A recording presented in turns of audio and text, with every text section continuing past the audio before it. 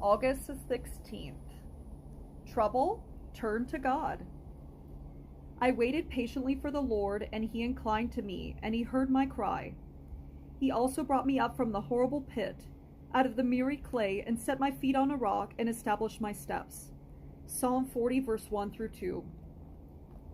King David knew something about suffering, particularly suffering caused by his own actions, but he knew whom he could turn to during those great times of trouble. And what great comfort and joy it comes to us when we understand that God is the Lord, lifting us up from our personal pits of despair and putting us right standing with him. When times of trouble arrive, even trouble when we bring on ourselves, we must turn to God and wait patiently for his help. He will never fail us. Remember these truths about God you serve, then proclaim them to everyone who will hear. The Maxwell Leadership Bible.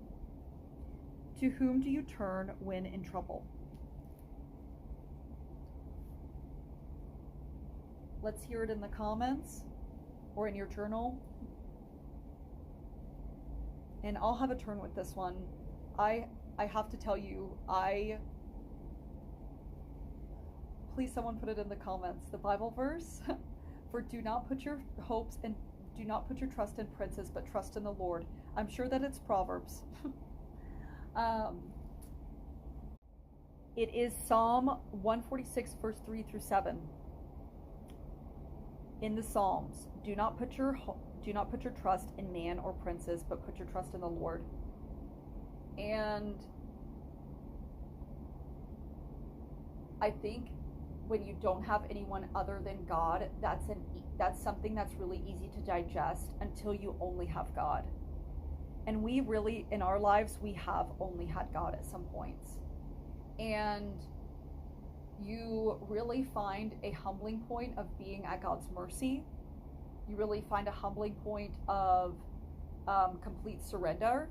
And you really find a humbling point in listening for God, in his instruction, and listening for his peace. And you find a humbling in crying out to him. If it's something that's acute, you know, and cry out to him on your knees. Cry out to him with tears streaming down your face. That's what it means to turn to God. It means repenting and then waking up to the sin that you've lived in and crying out to God to please bring God in your house. Please bring God in your finances. Please bring a solution to X, Y, and Z. Lead me, Lord. Make me obedient in your steps. I trust in you, Lord. Fill me with the Holy Spirit. I'm yours.